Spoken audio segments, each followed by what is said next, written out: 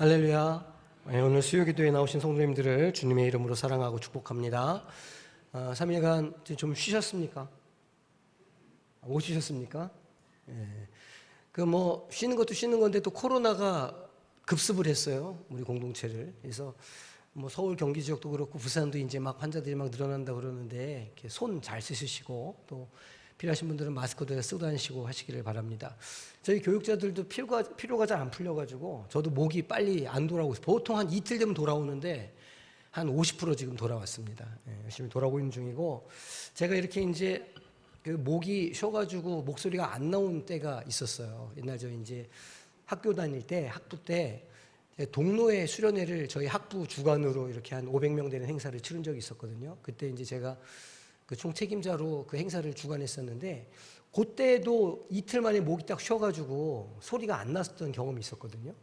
정말 오랜만에 목소리가 안 나와요. 근데 이제 목소리가 안 나오는 와중에 이렇게 예배도 드리고 또 이렇게 찬양도 하고 하면, 예전엔 제가 목소리가 워낙 좀 세니까 성도님들의 소리가 잘 안 들리거든요. 근데 요즘에 이제 제 목소리가 좀 안 나오고 작아지니까 이제 앉아 계신 회중들의 소리가 제 귀에 들어오는 거예요. 그래서 하나님께서 좋은 때에 좀 말을 좀 적게 하라 이렇게 메시지를 주신 게 아닌가, 그런 생각을 하면서 잘 묵상하면서 지내고 있습니다. 멀쩡합니다. 목소리만 이런 거니까 너무 걱정 안 하셔도 되겠습니다. 오늘 제가 이 사무엘하 5장에 나오는 말씀을 좀 같이 나누려고 택했는데, 저희가 이제 전교인 수련회를 끝나고 이제 하나가 되는, 공동체가 되고 하나로 세워지는 것에 대해서 어떤 말씀을 전할까 하다가 이 본문을 택했습니다. 이 본문을 조금 소개하려면 전후 사정을 좀 설명을 드려야 되는데, 사울 왕이 블레셋과의 전투에서 이제 죽음을 당하게 되죠.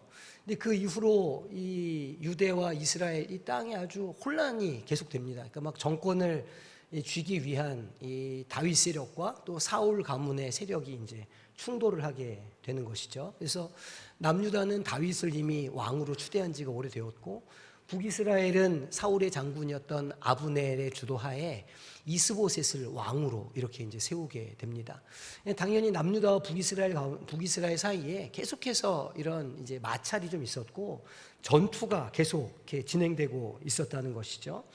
넬의 아들 아브넬이 이 북이스라엘에서 굉장한 실권을 잡고 있었기 때문에 그 만만치 않은 그런 상대였습니다. 서로 막 이렇게 싸우고 있었는데, 결정적으로 이 아브넬이 이스보셋을 떠나서 다윗에게 투항하는 사건이 벌어지게 됩니다. 사실 그렇게 하면서 전세가 남유다로 확 이렇게 기울게 되는 것이죠. 어떤 일이 있었냐면, 이 아브넬이 사울의 첩이었던 이 리스바와 눈이 서로 좀 맞는 거예요. 그래서 이제 아브넬이, 그러니까 자기 왕의 첩인데 흑심을 품고 이제 이렇게 다가가는 거를 이스보셋이 이제 말하자면 그렇게 하지 말라 이렇게 잔소리를 한 겁니다. 그러니까 이 아브넬 입장에서는 내가 왕으로 세워주고 내가 말하자면 실권을 잡고 있는 사람인데 나한테 이래라 저래라 말을 해? 이렇게 하면서 기분이 굉장히 상했던 것이죠. 그래서 내가 개 머리냐 이렇게 얘기합니다. 내가 이스라엘의 개 머리냐? 그 얘기는 내가 개냐 이런 뜻이죠. 내가 개 머리냐? 내가 하나님의 예언이 이루어지게 하겠다 이렇게 하면서 이제 이스보셋을 버리고 다윗에게 투항을 하게 됩니다. 그런데 앞서서 이 남유다와 북이스라엘 이렇게 전쟁을 하는 와중에 이 요압과 그 형제들, 요압과 아사헬 이런 형제들과 이 북이스라엘이 전투를 할 때 아브넬이 요압의 동생, 막내 동생 아사헬을 죽이는 일이 있었습니다. 그러니까 아사헬이 아브넬에게 죽는 것이죠. 요압이 앙심 품고 있었다는 말이에요. 이제 아브넬이 다윗에게 와서 이렇게 투항을 하고 돌아가는 길에 요압이 이제 아브넬을 부르는 겁니다. 싹 불러가지고 어두운 데 가서 똑같이 이렇게 찔러가지고 자기 동생의 원수를 갚는 이제 일이 이렇게 벌어지게 되죠. 어쨌든 이런 혼란 가운데 점차적으로 다윗의 가문은 점점 강성하여지고, 이제 북이스라엘은 그 나라 자체가 아예 사라져버리는 남유다에 통합되는 사건이 이제 벌어지게 됩니다. 어쨌든 이 사건 이후로 이제 완전히 이 다윗의 그 왕권이 강화가 되고, 사울의 집안에 이제 다윗 왕이 관용을 베푸는 때가 된 것이죠. 이제 완전한 왕권을 장악한 다음에 사울 집안에 누가 살아남은 사람이 있는가 찾아보고 이제 관용을 베풀기 위한 작업에 들어가게 됩니다. 이제 사울 왕과 다윗 왕이 한참 이렇게 갈등을 벌일 때 그 요나단의 아들 한 명이 유모가 이렇게 데리고 피난을 가다가 떨어뜨려서 그만 다리를 크게 다쳐서 평생 불구로 이렇게 다리를 저는 사람으로 지내게 되는 사건이 벌어지게 되죠. 대대적인 숙청이 일어난 후에 다윗은 온 이스라엘의 왕으로 추대된 후에 이 예루살렘을 이제 탈환하는 일을 이제 하게 됩니다. 당시 그곳에는 여부스 사람들이 예루살렘 성에 살고 있었는데 전쟁을 할 때 여부스 사람들이 다윗을 업신여기면서 이제 뭐라고 이야기하냐면 6절 하반절 말씀인데 우리 함께 읽어보겠습니다. 내가 결코 이리로 들어오지 못하리라. 맹인과 다리 저는 자라도 너를 물리치리라. 이렇게 다윗을 이제 얕잡아 보는 겁니다. 업신여기면서 다윗은 절대로 우리 다윗 이 예루살렘 성을 침공할 수 없다. 다리 저는 사람이 여기를 막는다고 할지라도 우리가 이곳을 충분히 막을 수 있다. 이제 이렇게 비아냥된 겁니다. 그런데 이것이 다윗의 심기를 굉장히 불편하게 만들었던 것이죠. 왜냐하면 다윗은 산전수전 다 겪었던 명장이고 이미 어린 시절부터 하나님의 군대에 대한 굉장한 자존심이 있었던 사람이었기 때문이죠. 다윗이 블레셋 거인 골리앗과 맞닥뜨렸을 때 그가 그 골리앗과 블레셋을 향해서 뭐라고 그랬는지 기억나시죠?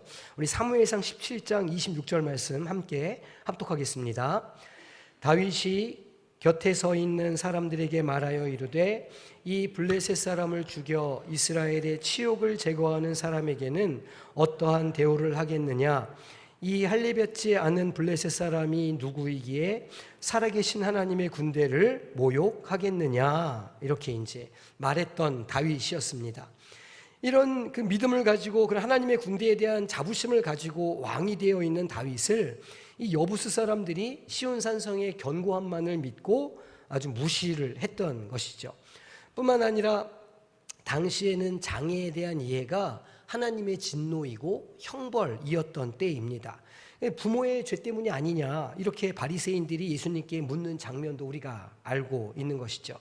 그러니까 하나님의 군대를 업신 여기는 것도 기분이 나쁜데 하나님의 벌을 받아서 사람 취급을 하지 않는 사람으로 비유해서 그들을 모욕한 것은 당시 다윗의 정서로는 도저히 용서할 수 없었던 일이었습니다.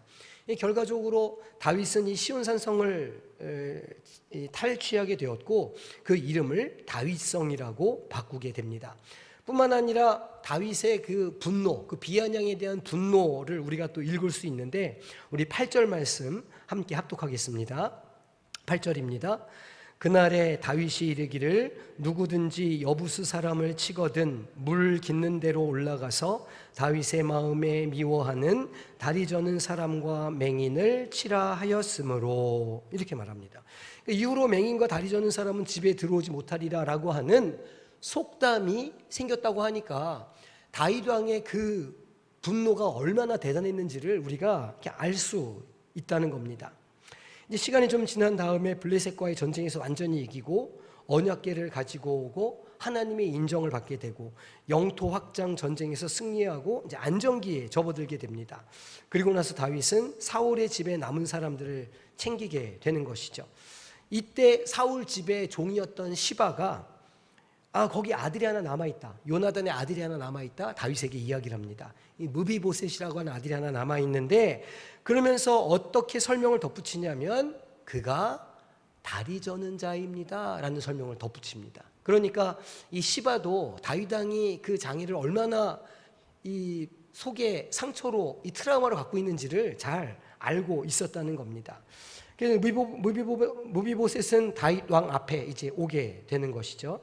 완전히 기가 죽고 두려워하면서 그 다윗 왕 앞에 바짝 엎드리는 겁니다. 왜냐하면 다윗 왕의 이야기를 자기가 알고 있고 또 자신이 사울의 집안 사람이라는 걸 본인이 알고 있고 이렇게 하기 때문에 자기 자신에 대한 그 이미지가 어떤지를 본인이 잘 알고 있었던 것이죠. 그래서 사무엘하 9장 7절 말씀인데 우리 함께 합독해 보겠습니다. 다윗이 그에게 이르되 무서워하지 말라. 내가 반드시 내 아버지 요나단으로 말미암아 내게 은총을 베풀리라. 내가 내 할아버지 사울의 모든 밭을 다 내게 도로 주겠고 또 너는 항상 내 상에서 떡을 먹을지니라 하니. 그러니까 밥을 한번 같이 먹자 하는 게 아닙니다. 식사 때마다 겸상하자, 그런 이제 이야기죠. 왕과 겸상을 한다는 건 한 식구가 되었다, 왕의 가족이다, 그런 뜻입니다. 왕의 후사가 될 수 있다라고 하는 완전한 자격의 복권을 의미하는 것입니다. 너무 놀라게 된 것이죠, 무비보셋이. 그래서 자기를 어떻게 표현하는가? 우리 8절 말씀, 9장 8절 말씀 함께 읽어보겠습니다. 그가 절하여 이르되 이 종이 무엇이기에 왕께서 죽은 개 같은 나를 돌아보시나이까 하니라. 아멘. 죽은 개 같은 나를. 그러니까 무비보셋은 자기 자신의 처지를 죽은 개에 비유를 하고 있다는 겁니다. 자기를 누군가에게 소개하고 자기를 누군가에게 비천한 사람으로 소개하는데 내가 죽은 개와 같다, 이렇게 하는 표현은 참으로 쉽지 않은 그런 표현이고, 또 무비보셋이 자기 자신에 대한 그 평가가 어떠한가를 우리가 너무나 확인할 수 있는, 선명하게 알 수 있는 그런 구절이라고 할 수 있습니다. 그런데 다윗이 이 무비보셋과 겸상하려고 그를 복권시켜주는 이유가 무엇일까요? 단지 그 사울 집안에 대한 긍휼의 마음을 품었기 때문일까요? 아닙니다. 약속이 있었던 거예요. 요나단과 맺은, 무비보셋의 아버지였던 요나단과 맺은 언약이 있었다는 겁니다. 사무엘상 20장을 보면 20장 42절에 요나단이 다윗을 탈출시켜주면서 이렇게 말하는 거예요. 요나단이 다윗에게 이르되 평안히 가라. 우리 두 사람이 여호와의 이름으로 맹세하여 이르기를 여호와께서 영원히 나와 너 사이에 계시고 내 자손과 내 자손 사이에 계시리라 하였느니라 하니 다윗은 일어나 떠나고 요나단은 성읍으로 들어가니라, 이렇게 기록합니다. 그러니까 아버지들 사이에, 다윗과 요나단 사이에, 너와 나 사이에, 너의 자손과 나의 자손 사이에 하나님께서 지켜주신 언약이 존재한다고 하는 그 약속을 아버지들끼리 나누었다는 겁니다. 그 무비보셋은 그 약속을 알 리가 없지 않습니까? 왜 원수의 집안의 자식인 자신을 다윗이 불렀는지도 굉장히 두려운 일인데, 또 자신과 겸상을 하라는 것까지도 이해할 수 없고 아주 공포스러운 그런 이야기였을 겁니다. 그랬기 때문에 더더욱 자신을 죽은 개와 같다, 이렇게 빗대어서 표현할 수밖에 없었던 것이죠. 저는 이 무비보셋이 사실은 우리 많은 그리스도인들의 예표가 아닌가, 그렇게 생각을 합니다. 저 역시도 마찬가지인데 이렇게 목사로 부름을 받고 강단에 서 있지만 삶의 지혜, 또 신앙의 연수, 깊이, 그 어떤 것들을 고려해봐도 이렇게 하나님의 말씀을 전할 수 있는 자격이 저에게는 없다는 걸 제가 너무 잘 알고 있다는 것이죠. 이렇게 참 자격이 없는 사람을 여기다 이렇게 세우신 이유가 무엇인가 이렇게 여쭙고, 그래서 더 충성하게 되고, 그래서 더 하나님 앞에 날마다 기도하는 자리에 나아갈 수밖에 없다는 겁니다. 주님께서 제 앞에 이렇게 식탁을 차려 놓아 주셨는데 마치 무비보셋처럼 이 식탁이 무슨 식탁인지, 이 식탁에 이 밥을 떠서 먹는 게 과연 어떤 의미가 있는 것인지를 전혀 알지 못한 채 두려움에 가득한 무비보셋처럼 그 식탁을 대하는 두려움을 저 역시도 갖고 있다는 말입니다. 그럼에도 불구하고 하나님께서는 보잘것없고 하찮은 저 같은 인생에게, 또 우리 모두와 같은 그런 인생들에게 귀한 직분을 맡겨주시고 사명을 주시고 그 식탁에서 먹고 마시도록 우리를 불러주시는 은혜를 베풀어 주신다는 것이죠. 이것을 거역할 수가 없는 겁니다. 이것은 마치 다윗과 요나단이 한 계약을 무비보셋은 상상도 할 수 없었던 것과 마찬가지죠. 저와 우리 성도님들을 이 만찬의 자리에 불러주시는 이유는 하나님과 예수 그리스도 사이에 있었던 언약 때문이라는 겁니다. 마치 다윗과 요나단이 언약을 맺었던 것처럼 하나님께서 그 아들 예수 그리스도를 통해서 우리 모든 사람들을 구원해 주시기 위한 약속을 이미 하셨기 때문에 그 약속을 지키기 위해서 우리를 식탁의 자리로 불러주시고 이유를 알지 못하는 우리를 구해 주시는데 우리는 그 식탁에 나아갈 때 영문을 알지 못하니 두려울 수밖에 없다는 것이죠. 생명의 떡으로 오신 주님께서 자신의 살과 피를 떼어서 기념하라 이렇게 말씀하시고 불러주시는 이유는 바로 이 하나님의 약속 때문이라는 겁니다. 에베소서 2장 14절 말씀 우리 한 목소리로 합독하겠습니다. 그는 우리의 화평이신지라 둘로 하나를 만드사 원수된 것 곧 중간에 막힌 담을 자기 육체로 허시고. 아멘. 우리 읽지 않았지만 에베소서 1장에 보면 찬송하리로다 하면서 하나님께서 이미 창세 전에 우리를 택하시고 택정하시고 우리에게 복을 주시고 신령한 능력을 부어주셔서 하나님의 자녀, 하나님의 양자가 되는 권세를 주셨다고 찬양을 합니다. 우리가 태어나기도 이전에, 우리가 알기도 이전에 이미 하나님께서는 예수 그리스도를 통해서 이 놀라운 역사를 우리를 향해서 행하셨다는 것이죠. 그래서 예수 그리스도가 그 식탁의 자리로 우리를 불러주시는 화평의 대사가 되어주셨고 중재자가 되어주셨다는 겁니다. 우리는 절대로 그 식탁 가운데 나아갈 수 없는 존재들이었는데 중간에 막힌 담을 자기의 육체로 허셔서 그 식탁으로 가는 길을 열어주셨다는 겁니다. 중간에 막힌 담이 무엇일까요? 문자적으로는 율법을 가리키는 것이고 그 다음에 신앙적으로는 우리의 노력으로 사람의 힘과 능력으로는 절대로 얻을 수 없는 구원을 의미하는 것입니다.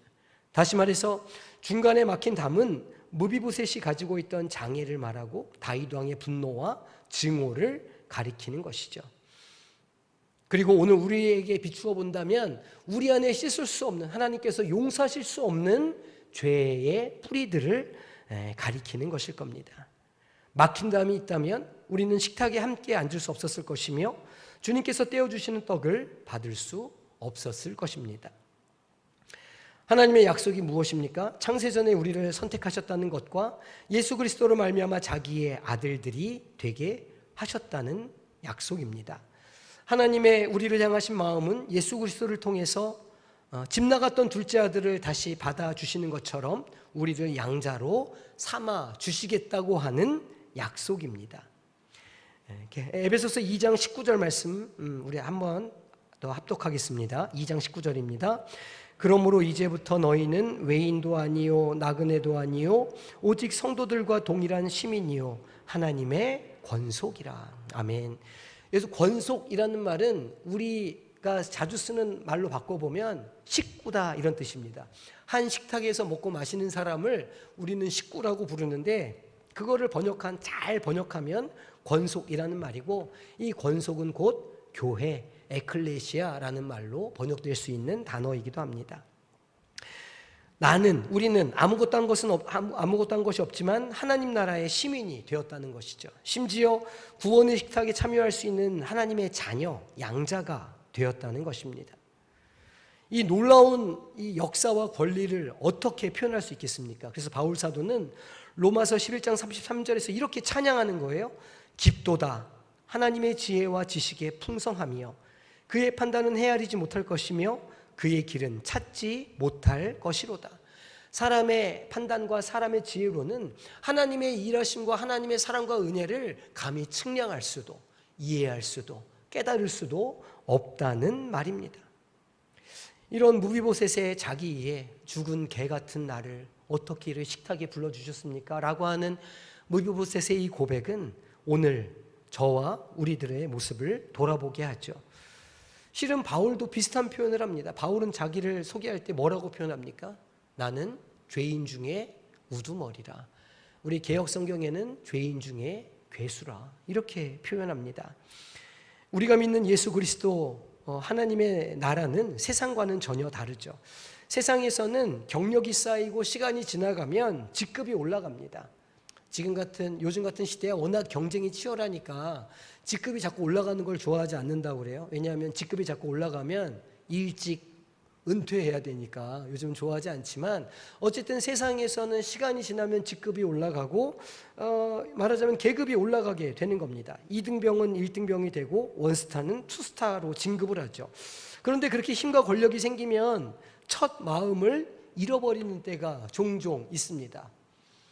1등병은 2등병이 되어서 1등병일 때를 기억하지 못하는 거예요. 말년병장은 자기가 처음 입대할 때 그 마음을 다 잃어버리는 겁니다. 자기에게 있는 권력과 힘이 얼마나 재미있고 즐거운 것인지에 취해서 살아간다는 겁니다.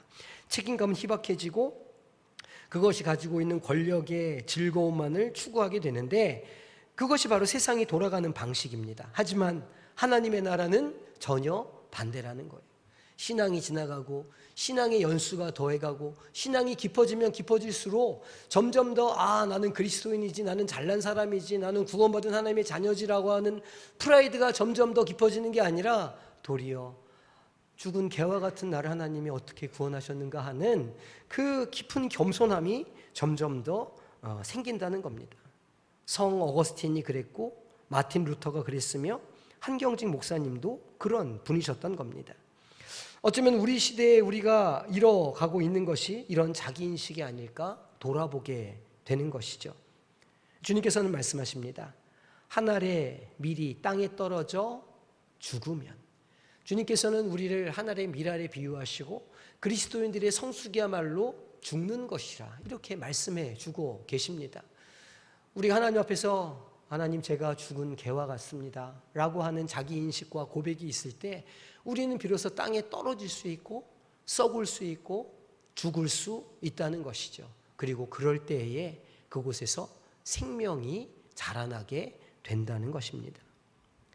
예수 그리스도께서 하신 일들이 우리에게 어떤 의미가 있을까요? 그것은 우리의 힘, 우리의 지혜, 우리의 능력으로는 그 어떤 것도 이룰 수 없다는 겁니다. 세상에서는 우리의 힘과 지혜와 능력으로 무엇인가 이룰 수 있고 그것을 통해서 나를 증명할 수 있지만 하나님의 나라에서는 그렇게 할 수 없다는 거예요.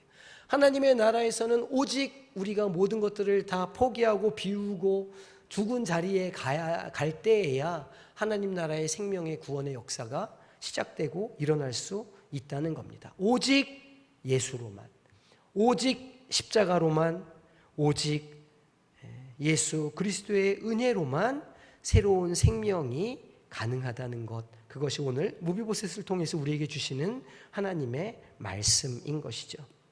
그저 우리가 죽은 개와 같은 상태이며 오직 주님으로 말미암아 우리의 신분이 바뀔 수 있다는 것을 잊지 말아야 합니다.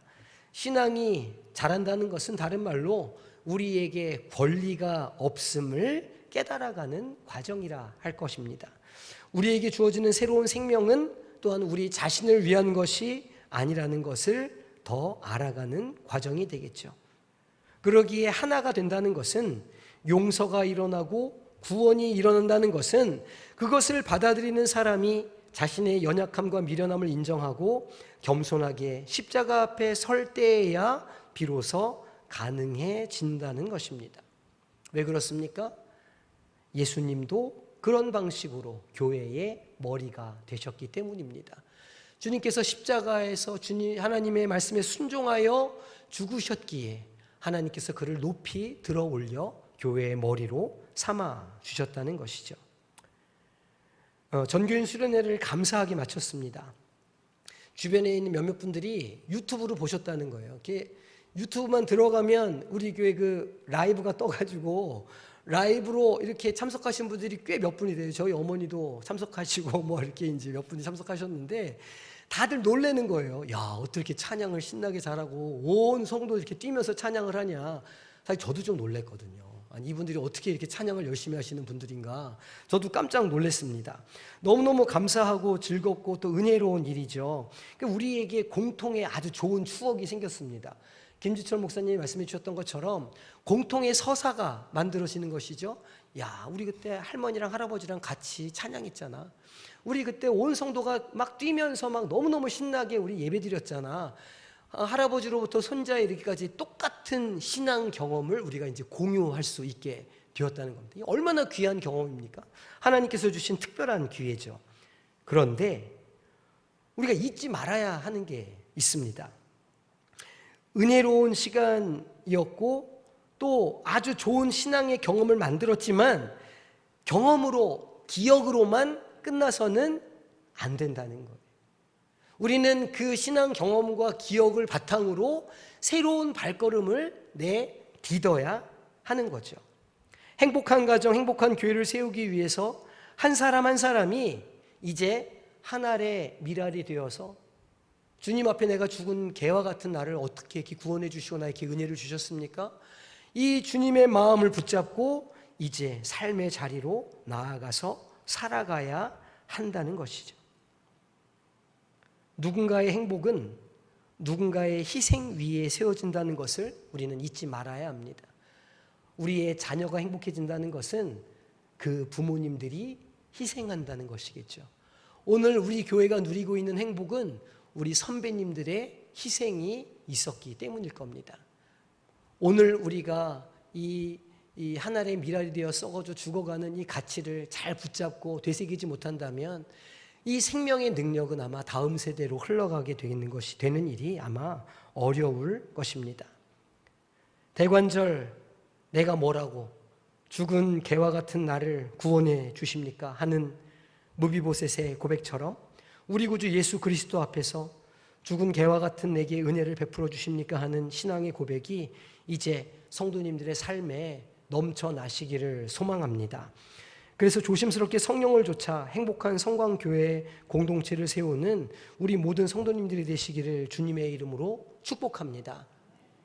행복가정, 네, 행복가정 앞으로 이제 우리가 구호, 신나는 구호였는데 이제 구호에 그쳐서는 안 돼요.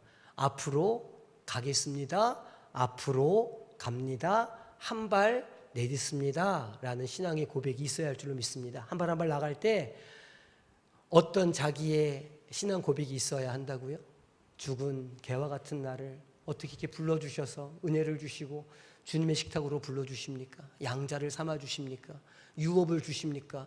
이 믿음, 이 소망, 이 자기 고백을 가지고 하나의 밀알로 썩어가는, 그래서 주님이 나를 통해서 일하시는구나, 주님께서 나를 걸음으로 사용하셔서 일하시는구나, 이 신앙의 고백으로 날마다 교회를 향해서 또 우리 가정을 향해서 우리 자녀 세대를 위해서 기도로 또 겸손함으로 희생함으로 걸음이 되시는 우리 모든 성도님들이 되시기를 주님의 이름으로 축복합니다.